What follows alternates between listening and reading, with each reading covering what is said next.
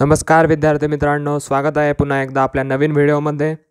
तर आज आपण IBPS आणि TCS पॅटर्नमधील फरक हा बघणार आहोत. आता रिसेंटली नवीन फार पेपर येणार आहेत. जवळपास सगळे IBPSच घेणार आहे पेपर. आता TCSचे बऱ्यापैकी पेपर संपलेले आहेत. वनरक्षक झालं, तलाठी झालं, सगळे पेपर TCSने घेतले होते. ते सगळे पेपर आता झालेले आहेत. आता IBPS, जिल्हा परिषद, ZP वगैरे, नगर परिषद हे सगळे पेपर आता IBPSकडे आहेत. तर त्यामुळे IBPS आणि TCS पॅटर्नमधला नेमका फरक काय आहे तो आपल्याला बघणं फार इम्पॉर्टंट आहे. चला तर बघूया काय फरक आहेत दोघांमध्ये. तर मराठी विषयाबाबत जे आहे तर व्याकरण TCSमध्ये जे व्याकरण विचारलं जातं, समास विचारला जातो, अलंकार विचारले जातात, बरेच समानार्थी विरुद्धार्थी शब्द वगैरे विचारलं जातं, शुद्ध शब्द विचारलं जातं, बऱ्यापैकी असे शब्द, वाक्प्रचार, म्हणी खूप साऱ्या प्रमाणात विचारलं जातं.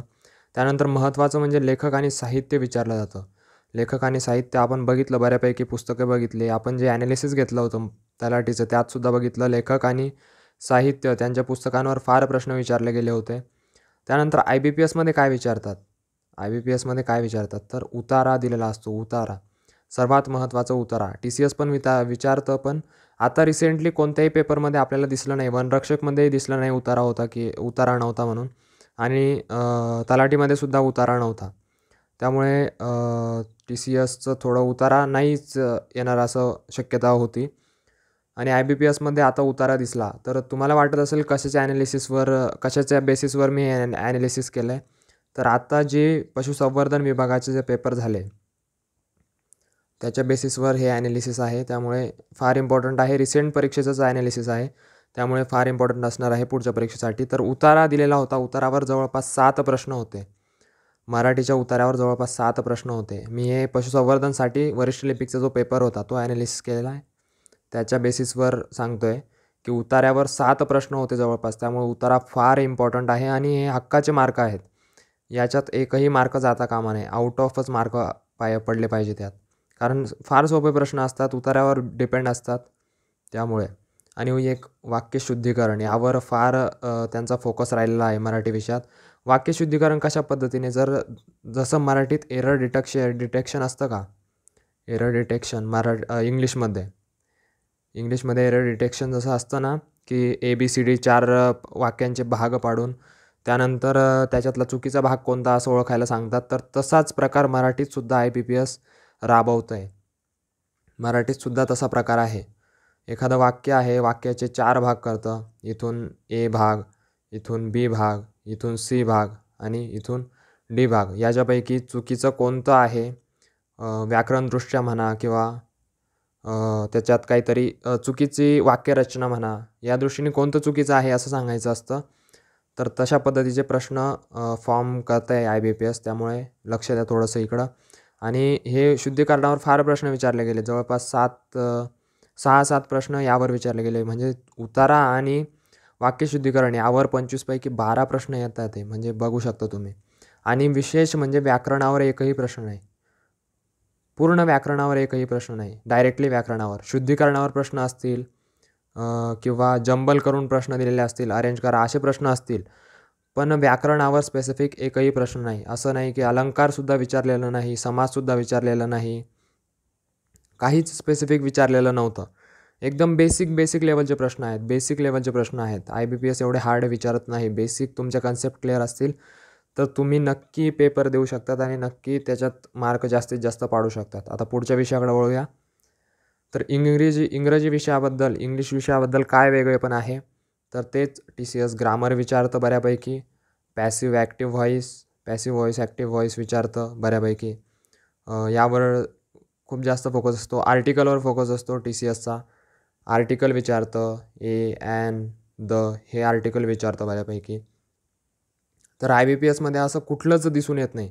ग्रामरसुद्धा नाही, मराठीसारखंच ग्रामरचा सुद्धा ॲक्टिव्ह पॅसिव्ह नाही, काहीच आर्टिकल नाहीत, काहीच विचारलेलं नाही. त्यानंतर फक्त फिल इन द ब्लँक्स. तुम्ही शब्द तिथं भरा. आपण शब्द तिथं भरतो. फ्रेजेस असतात, फ्रेजेस वगैरे फिल इन द ब्लँक्स दिलेल्या असतात त्या भरायच्या. त्यानंतर रिअरेंजमेंट असते सेंटेन्सची रिअरेंजमेंट कशी, तर आपला उतारा असतो का, उताराचे जसं इथं जवळपास एला दिले 2-3 लाईन एच्या म्हणजे अख्खा उतारा तयार झाला पाहिजे पूर्ण 4 पर्याय वापरून. असे 4 पर्याय दिलेले असतात ABC. असे 4 पर्याय दिले की त्यानंतर मग ते अरेंज करायचे सगळे आणि कोणतं 1 नंबरला कोणतं वाक्य येईल, 2 नंबरला कोणतं येईल, 3 नंबरला कोणतं येईल, 4 नंबरला कोणतं येईल असं सांगायचं. तर यावर 5 प्रश्न होते. पहिलं वाक्य कोणतं, तिसरं वाक्य कोणतं, चौथं कोणतं, 5वं कोणतं येईल, असे प्रश्न विचारलेले होते. म्हणजे इतके सोपे प्रश्न. अरेंजमेंट जर एकदा झाली तर एकदा झालेल्या अरेंजमेंटवर तुमचे 5 प्रश्न बरोबर येऊ शकतात असे प्रश्न विचारलेले होते. त्यानंतर वर्ड्स जंबल करून दिलेले होते. एखादं सेंटेन्स दिलं पूर्ण असं आणि तिथं समजा एक शब्द दिला, हा ए शब्द, मध्येच थोडं सेंटेन्स दिलं, त्यानंतर हा बी शब्द, परत इथं सेंटेन्स दिलं थोडंसं, त्यानंतर सी शब्द, परत इथं थोडं सेंटेन्स लिहिलं, त्यानंतर इथं डी शब्द. तर याच्यातले कोणते वर्ड्स आपण इंटरचेंज केले, ए आणि बीला इंटरचेंज केलं तर अर्थपूर्ण वाक्य तयार होईल का, असे ऑप्शन होते. बी आणि सीला इंटरचेंज केलं तर अर्थपूर्ण वाक्य तयार होईल का, किंवा डी आणि एला इंटरचेंज केलं तर अर्थपूर्ण वाक्य तयार होईल का, असं आपल्याला उत्तर द्यायचं होतं. कोणते शब्द इंटरचेंज केल्यामुळे अर्थपूर्ण वाक्य तयार होईल असं आपल्याला त्यात सांगायचं होतं. त्यामुळे हा काहीसा वेगळा पॅटर्न आपल्याला दिसून आलेला आहे यावेळेस पशुधन पर्यवेक्षक किंवा पशुसंवर्धनच्या पेपरामध्ये. त्यामुळे लक्ष असू द्या, इथं फार मुले फसतील. बरेच जण ग्रामरवर जास्त फोकस करतील, पण ग्रामर विचारलेलंच नाही आहे. त्यामुळे थोडंसं आपलं बेसिक जरी माहिती असेल तरी चालेल, पण तुम्हाला जास्त फोकस सेंटेन्सेसवर, सेंटेन्स अरेंजमेंटवर, मग कारण इंग्लिशमध्ये इंग्रजी विषय बऱ्याच जणांचा कच्चा असतो थोडासा. त्यामुळे अरेंजमेंटवर, सेंटेन्सची अरेंजमेंट आणि वर्ड्सची अरेंजमेंट, अर्थपूर्ण वाक्य कशा पद्धतीने तयार होईल याच्यावर थोडा फोकस केला तर योग्य राहील माझ्या पद्धतीने तरी. आणि पुढे कळेलच आपल्याला कशा पद्धतीने ते एखाद्या वेळेस पॅटर्नसुद्धा चेंज करू शकतात. मी असं म्हणणार नाही की ग्रामर करूच नका, पण जास्त डीपमध्ये नका करू. TCSने जसं विचारलं होतं ॲक्टिव्ह पॅसिव्ह आर्टिकल वगैरे, नाऊन, नाऊन प्रोनाऊन ॲडजेक्टिव्ह, हे जे टॉपिक आहेत बेसिक ते करा फक्त. जास्त डीपमध्ये जाऊ नका. जास्त डीपमध्ये प्रश्न विचारत नाही IBPS, हे लक्षात घ्या. जास्त डीपमध्ये विचारत नाही. त्यामुळे जास्त डीपमध्ये करायला जायला वेळ वाया जाईल. त्यामुळे फक्त या टॉपिकवर फोकस करा, फार इम्पॉर्टंट आहे. पुढचा बघूया विषय. त्यानंतर गणित विषय. गणित विषय फार इम्पॉर्टंट आहे. फार तुमचा स्कोअर वाढवणारा विषय आहे. आणि TCSचे गणितं होते तुलनेने सोपे होते. आणि त्यांनी पहिले आपण त्यांचे पेपर बघितले असतील तर ते बुद्धिमत्ता जास्त प्रमाणात विचारत होते. बुद्धिमत्ता पण त्यांनी तलाठीच्या पेपरमध्ये थोडा पॅटर्न चेंज केला आणि त्यांनी गणिताचे सुद्धा विचारले. गणित आणि बुद्धिमत्ता इथं दोन्ही विषय आहेत बरं का. गणित आणि बुद्धिमत्ता दोन्ही विषयांबद्दल बोलणार आहे मी. गणित आणि बुद्धिमत्ता तर TCSचे तुलनेने सोपे होते, पण IBPS हे बँकिंग लेवलचे पेपर घेतं. बँकिंगचे पेपर वगैरे घेतं, तर त्यामुळे त्यांची जी लेवल आहे, प्रश्नांची जी लेवल आहे, बुद्धिमत्तेची असू दे नाहीतर गणिताचे असू दे, त्यांची लेवल नेहमी उच्च असणार आहे. त्यामुळे थोडं गणितावर फोकस करा. गणितावर फोकस केल्याशिवाय तुम्हाला पर्याय नाही.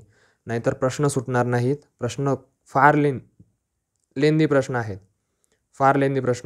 फार वेळ जातो. जे फार स्पीडने सोडवतात त्यांनासुद्धा जवळपास 40 मिनटं लागतात. जवळपास मिनिमम 40 मिनटं लागतात. पूर्ण 25 प्रश्न सोडवण्यासाठी. त्यामुळे तुम्ही याच्यावरून अंदाज लावून घेऊ शकता की किती अवघड प्रश्न विचारत असतील किंवा किती लेंदी विचारत असतील. अवघड नाही म्हणणार मी, पण लेंदी विचारतात फार मोठे प्रश्न देऊन ठेवतात. वाचायलाच जास्त वेळ जातो आणि त्यानंतर मग सोडवायलासुद्धा वेळ पुरला पाहिजे. त्यामुळे फार लेंदी पेपर आहे. थोडंसं पेपर वाचण्याची सवय ठेवा. एक्झाममध्ये फास्ट रीडिंग इम्पॉर्टंट आहे. फास्ट रीडिंग असेल तर तुम्ही पटकन पेपर सोडवू शकतात. फास्ट रीडिंग आणि आपलं ॲनालिसिस चेक करतात ते. जास्त हार्ड प्रश्न नाही देत ते, पण सोपेच प्रश्न कन्फ्युजिंग पर्यायांमध्ये देतात. कन्फ्युजिंग पर्याय असतात, फार कन्फ्युजिंग पर्याय देतात. एकदम जवळ वाटणारे पर्याय असतात. पर्याय फार कन्फ्युजिंग देतात. त्यामुळे थोडंसं लक्ष द्या. पर्याय जर तुम्हाला कन्फ्युजिंग आले तर शांत डोक्याने विचार करा एकदम आणि त्यानंतर उत्तर द्या. उत्तर येत नसेल तर त्याला रिव्ह्यू करून पुढे जा. त्यानंतर पुन्हा जेव्हा येशाल तेव्हा तुम्ही तो प्रश्न सोडवू शकतात. असंसुद्धा होतं दुसऱ्या वेळेस जेव्हा येतात तेव्हा आठवतो प्रश्न, तेव्हा योग्य उत्तर आपल्याला कळतं. त्यामुळे प्रश्न सोडून पुढे निघून जा आणि पुन्हा जेव्हा येसाल सेकंड रीडिंगला तेव्हा तुम्ही तो प्रश्न सोडवा, असंच मी सांगेल. चला पुढचा प्रश्न बघूया. आता पुढचा विषय बघूया. तर पुढचा आहे मोस्ट इम्पॉर्टंट, सामान्य ज्ञान आणि फार वास्ट असलेला विषय. तर TCS जे आहे ते फार खोलवर प्रश्न विचारतं. फार खोलवर TCSचा आता बघितलं आपण IBPS आपलं याच्यात तलाठी भरतीमध्ये बघितलं. त्यानंतर वनरक्षकला बघितलं. वनरक्षकला फार वरचे प्रश्न होते. फार वरचे होते. पण तलाठीमध्ये फार डीपमध्ये गेलेलं दिसतं आपल्याला तलाठीमध्ये. आणि वनरक्षकला प्राचीन इतिहास विचारलेला होता. तर तलाठी भरतीमध्ये आधुनिक विचारला होता. म्हणजे त्यांचं आपण अंदाज नाही लावू शकत की कुठे घुसतील ते, कुठं त्यांचा पॅटर्न फिरेल, कशा पद्धतीने. पण एक ॲनालिसिसनुसार ते जास्त प्राचीन आणि मध्ययुगीनवर जास्त फोकस करतात. आणि आता तर रिसेंटली त्यांनी आधुनिकवर सुद्धा फोकस करायला सुरुवात केली. पण फार डीपमध्ये प्रश्न विचारतात. आणि रिपीट TCSचे प्रश्न असतात फार. आणि त्या तुलनेत IBPSचे जे आहे ते चालू घडामोडीवर जास्त फोकस असतो. चालू घडामोडीवर. आणि जास्त हार्ड प्रश्न नाही तर बेसिक प्रश्न असतात. TCSचे चालू घडामोडीवर फार हार्ड प्रश्न होते. फार डीपमधले प्रश्न होते. खोलवर प्रश्न होते फार. तर IBPSचे बेसिक प्रश्न असतात पण चालू घडामोडीवर आणि थोडक्यात सगळ्या विषयाचे चालू घडामोडीवर डिपेंड प्रश्न असतात. सायन्सचे झाले की कोणती लस वगैरे आली असेल. इतिहासचे झाले एखाद्या घटनेला 100 वर्ष, 150 वर्ष, 50 वर्ष, 70 वर्ष, 75 वर्ष असं पूर्ण होत असतील तर त्या घटनेवर. भूगोलाबद्दल एखाद्या ठिकाणी काही नवीन प्रकल्प वगैरे आला त्या ठिकाणाबद्दल असे प्रश्न विचारले जातात. त्यामुळे चालू घडामोडी फार इम्पॉर्टंट आहे. बाकीचे तुम्ही विषय एक वेळ वास्ट असल्यामुळे, टाईम कमी असल्यामुळे जर थोडेसे स्किप केले तरी चालतील. पण चालू घडामोडी करणं फार इम्पॉर्टंट आहे. त्यावर तुम्हाला बेस असणार आहे. इतिहास, भूगोल, सायन्स सगळे प्रश्न यावर डिपेंड असणार आहे. आधुनिक इतिहासावर जास्त फोकस आहे आणि त्या तुलनेत गांधी युगावर जास्त फोकस आहे. गांधी युगावर फार फोकस आहे. त्यामुळे गांधी युग तुमचं इम्पॉर्टंट आहे. सविनय कायदेभंग, छोडो भारत, दांडी यात्रा वगैरे हे सगळं तुमचं महत्त्वाचं असलं पाहिजे. आणि इथं विभाग झाला आहे. तर विभागाबद्दल प्रश्न विचारले जातात. विभागाबद्दल कसे, तर तुम्ही जो पेपर देणार आहात, समजा तुम्ही ZPचा पेपर देणार आहात तर ZPबद्दल प्रश्न विचारले जातील. आणि पशुसंवर्धन विभागाचा तर पशुगणना वगैरे हे पेपर विचारले जातील पशुबद्दल. समजा तुम्ही नगर परिषदचं देणार आहात, नगर परिषदबद्दल विचारले जातील प्रश्न. आणि आपण तलाठीमध्ये बघितलं की तलाठी पदाचा काहीच संबंध नव्हता. तलाठी पदाबद्दल प्रश्नच विचारले गेले नाही. तर तसं IBPS करत नाही. IBPS त्या पदाच्याबद्दल प्रश्न विचारतं. ज्या पदाबद्दल तुम्ही पेपर देत आहात, ज्या डिपार्टमेंटसाठी तुम्ही पेपर देत आहात त्या पदाबद्दल प्रश्न विचारतंच. 1-2 प्रश्न तरी असतात. मिनिमम 1-2 प्रश्न तरी विचारतं ते. त्यामुळे थोडंसं आपण जे पेपर देतो आहे त्याच्याबद्दल थोडंसं ॲनालिसिस करून घ्या. थोडं ZPबद्दल माहिती असू द्या, थोडं नगर परिषदबद्दल माहिती असू द्या. हे माहिती असेल तर तुम्हाला 1-2 प्रश्न तरी बरोबर येतील कमीत कमी. त्यांच्याबद्दल ते प्रश्न चुकणार नाहीत. पुढे बघूया, थोडे प्रश्न बघूया आपण. त्याच्यातून आपल्याला IBPS पॅटर्नचं लक्षात येईल. आणि प्रश्न कसले असणार आहे तर पशुसंवर्धनचे प्रश्न आहेत. पशुसंवर्धन विभागाचे जे आत्ता मागे पेपर झाले IBPSने घेतलेले आहेत. असं आता रिसेंटचे पेपर आहेत. तर त्याच्यातला वरिष्ठ लिपिकचा एक पेपर माझ्याकडे आला होता. माझ्या एका स्टुडंटने पाठवला होता. तर तोच पेपर आपण बघणार आहोत. चला बघूया काय प्रश्न होते त्या पेपरमध्ये. तर श्वेतक्रांतीचे प्रणेते वर्गीस कुरियन यांचा जन्मदिन राष्ट्रीय दुग्ध दिन म्हणून कोणता दिवस साजरा करतात? राष्ट्रीय दुग्ध दिन कोणता दिवस साजरा करतात राष्ट्रीय दुग्ध दिवस म्हणून? तर असा प्रश्न आहे. म्हणजे छोटा प्रश्न असून त्याला फार मोठा करून दाखवला आहे आपला वेळ जाण्यासाठी. श्वेतक्रांतीचे प्रणेते वर्गीस कुरियन यांचा जन्मदिन राष्ट्रीय दुग्ध दिन म्हणून कोणत्या दिवस साजरा करतात? फार मोठा दिला आहे. इम्पॉर्टंट काय आहे? राष्ट्रीय दुग्ध दिन म्हणून कोणता दिवस साजरा करतात? तर तो होता 26 नोव्हेंबर. म्हणजे हा कशाशी रिलेटेड आहे तर पशुशी रिलेटेड आहे. पशुसंवर्धन डिपार्टमेंटशी रिलेटेड आहे. बघा, डिपार्टमेंटचा एक प्रश्न भेटला आपल्याला. पुढचा प्रश्न बघूया. भारताचे पहिले सोलार मिशन कोणते? पहिले सूर्यावर जाणारे, सूर्याशी रिलेटेड मिशन कोणते? आदित्य L1. बघा, काहीच दिवस नाही झाले लॉन्च होऊन. फक्त 2 सप्टेंबरला लॉन्च झालं आहे. आधी फक्त चर्चा चालू होती किंवा त्याचं तयारी वगैरे चालू होती आदित्य L1ची. पण लॉन्च होऊन काहीच दिवस नाही झाले. 2 सप्टेंबर म्हणजे इतके रिसेंट प्रश्न विचारू शकतं. रिसेंट म्हणजे चालू घडामोडीवर इतका जास्त फोकस आहे. आदित्य L1वर प्रश्न विचारला गेला आहे. आपण बघितलं चांद्रयान 3वर वगैरे काहीच प्रश्न विचारले गेले नाही TCSवर. पण इथं बघू शकता की आदित्य L1वर डायरेक्टली प्रश्न विचारला आहे IBPSने. त्यामुळे चांद्रयान 3बद्दल माहिती करून घ्या. आदित्य L1बद्दल सुद्धा माहिती करून घ्या, जेणेकरून तुम्हाला फार इम्पॉर्टंट असणार आहे ते. ते येणारच आहे परीक्षेला, त्यामुळे थोडंसं लक्षात असू द्या. पुढचा प्रश्न बघूया. 2019 अखेर एकूण किती पशुगणना झाल्या? पशुगणना बघा, पशुसंवर्धन डिपार्टमेंट 20 पशुगणना झाल्या होत्या. 2019ला 20वी पशुगणना होती. तर बघा, डिपार्टमेंटबद्दल दुसरा प्रश्न आला आहे आपल्याला. आता पुढचा प्रश्न बघूया. खालीलपैकी अरवली पर्वत रांगेतून उगम पावणाऱ्या नद्या कोणत्या? तर त्यांनी ऑप्शनमध्ये बनास, लुनी आणि साबरमती या तिन्ही नद्या दिलेल्या होत्या आणि चौथा ऑप्शन होता वरील सर्व. तर वरील सर्व हा पर्याय योग्य होता त्याचा. हा पर्याय म्हणजे अशा प्रकारचे सुद्धा प्रश्न दिलेले असतात की वरील सर्व, वरीलपैकी कोणतेही नाही, असं सुद्धा पर्याय दिलेले असतात. पुढचा प्रश्न बघूया. दांडी यात्रेत खालीलपैकी कोणती महिला सहभागी होती? बघा, आला गांधी युगावर प्रश्न. तर सरोजिनी नायडू, जे महिला दिलेल्या होत्या खाली ऑप्शनमध्ये, त्यापैकी सरोजिनी नायडू या सहभागी होत्या. गांधी युगावर एक प्रश्न झाला बघा. पुढचा प्रश्न. भारतातील पहिले वैदिक थीम पार्क कुठे स्थित आहे? बघा, आला रिसेंटच्या चालू घडामोडीवर प्रश्न. चालू घडामोडीवरचा प्रश्न आला आणि ऑप्शन पण त्यांनी फार कन्फ्युजिंग दिले होते. वाराणसी, त्यानंतर दिल्ली, असे ऑप्शन होते. वाराणसी आणि नोएडा आठवते मला, हे 2 ऑप्शन होते. दिल्ली होतं की नाही माहीत नाही, पण वाराणसी आणि नोएडामध्ये तुमचं कन्फ्युजन 100% होणार. बऱ्याच जणांनी वाराणसी हे उत्तर टिक करून आले, वाराणसी, पण त्याचं ऑप्शन होतं नोएडा. नोएडा हे त्याचं योग्य उत्तर होतं आणि त्याचं नाव जे आहे ते विचारलं जाऊ शकतं. वेदवन हे नाव आहे. वेदवन जे थीम पार्क आहे, वैदिक थीम पार्क पहिलं, त्याचं वेदवन हे नाव दिलं आहे त्याला. पुढचा प्रश्न बघूया. भारतीय राज्यघटनेतील कलम 32 खालीलपैकी कोणते प्राधिलेख आहे? तर तिथं मॅन्डेमस, हिबियस कॉर्पस वगैरे आणि सर्टिओररी असे बहुतेक दिलेले होते प्राधिलेख आणि चौथा ऑप्शन होतं वरीलपैकी सर्व. तर वरीलपैकी सर्व त्याचं ऑप्शन होतं. प्राधिलेखावर मूलभूत हक्कांवर प्रश्न. बघा, मूलभूत हक्क फार इम्पॉर्टंट आहे, तुम्हाला पॉलिटिक्सचं सांगायचं राहिलं.